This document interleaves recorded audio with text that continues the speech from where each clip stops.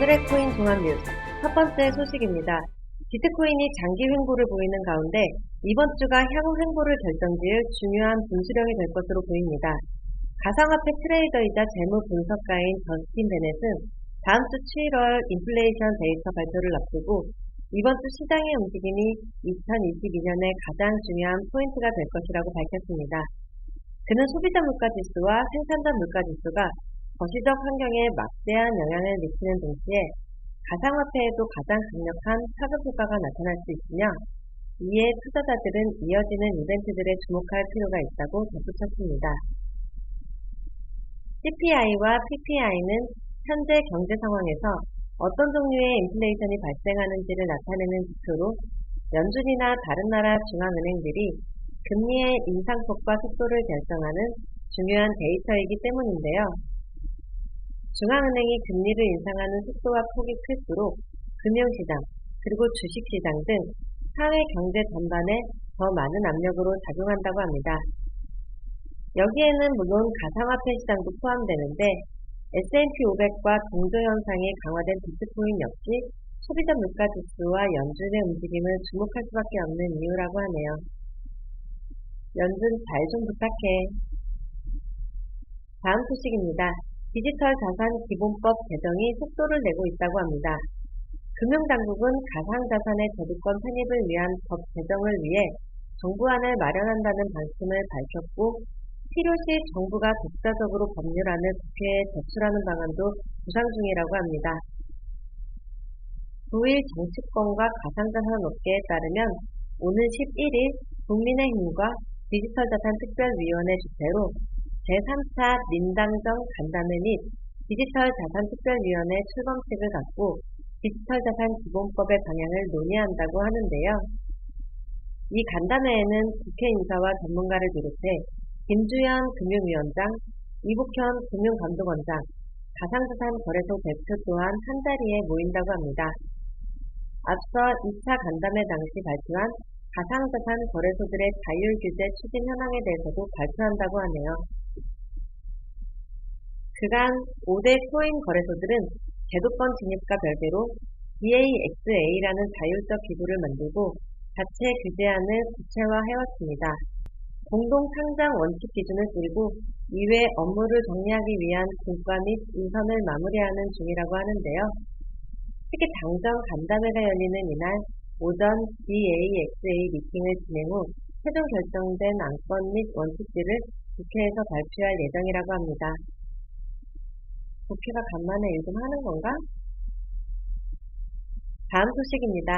북한이 탈취한 암호화폐의 세탁을 도운 이른바 믹서 기업을 미국 당국이 제재 대상에 올렸습니다.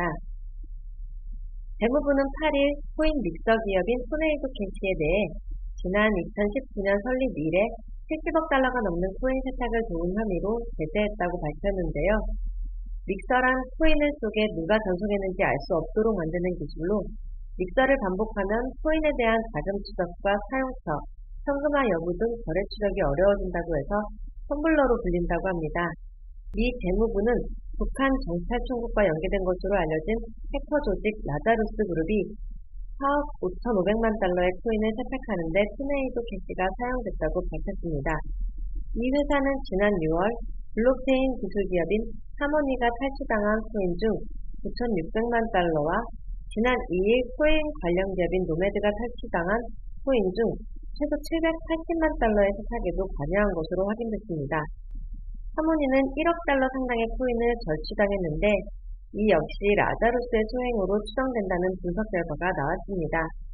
브라이언 넬슨 재무부 차관은 토네이도 캐시에 대해 악의적인 사이버 행위자들이 자금을 세탁하는 것을 막기 위해 효과적 통제를 하는 데 반복적으로 실패했다고 제재 배경을 밝혔습니다.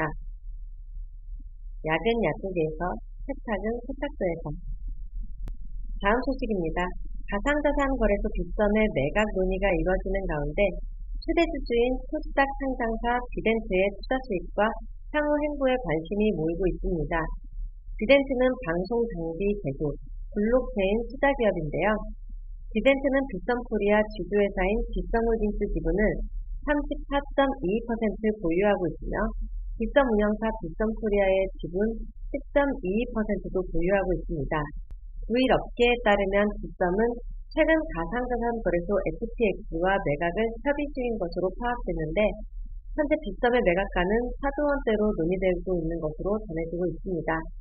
빗썸 최대 주주인 비덴트는 지난달 26일 공시를 통해 FTX 측과 빗썸 코리아 및 빗썸홀딩스 출자증권의 처분을 위한 접촉과 관련한 협의를 한 사실이 있다며 이는 진행 중인 사안으로 현재 시점에서 매각 조건이나 일정 등 정해진 것이 없어 구체적인 내용을 언급할 수는 없다고 설명했습니다. 국내 가상자산 거래소 중 빗썸은 2014년 엑스코인이라는 이름으로 서비스를 시작했으며 2015년 현재 사명으로 변경되었고 거래소 중 가장 많은 종류의 코인 거래가 가능하다고 합니다. 빗썸. 마지막 소식입니다. 초기 비트코인 핵심 개발자가 가상화폐 시장 내 일부 참여자들의 알트코인 배척 이식을 버려야 할 것이라고 언급했습니다. 알트코인은 비트코인을 제외한 나머지 모든 가상화폐를 의미하는데요. 비트코인 초기 개발자 중 한 명으로 알려진 매트 포랄로는 지난 8월 8일 트위터를 통해 가상화폐는 비트코인을 제외한 모든 것이 사기로 간주되던 시절이 있었지만 사실이 아니었다고 밝혔습니다. 그는 현재 가상화폐 시장 내 주목해야 할 사항은 자본이 어떤 블록체인 프로젝트로 향하고 있는지에 대한 여부라고 언급했으며 어떤 프로젝트가 시세를 띄운 후 팔아넘기는 행위인 펄스앤덤프와 관련 있는가 구분하는 것이 오늘날 가상화폐 시장의 쟁점이라는 것이 그의 의견입니다. 매트코랄로는 비트코인 만능주의자들은 비트코인의 어느 점이 우수한지를 설명하는 방법이 아닌 알트코인을 공격하는 방식으로 시간을 보내고 있다라며 알트코인 중 일부가 사기이고 비난을 받을 자격도 있다는 걸 알고 있지만 비난하는 것이 비트코인에 도움이 되진 않는다라고 말했습니다.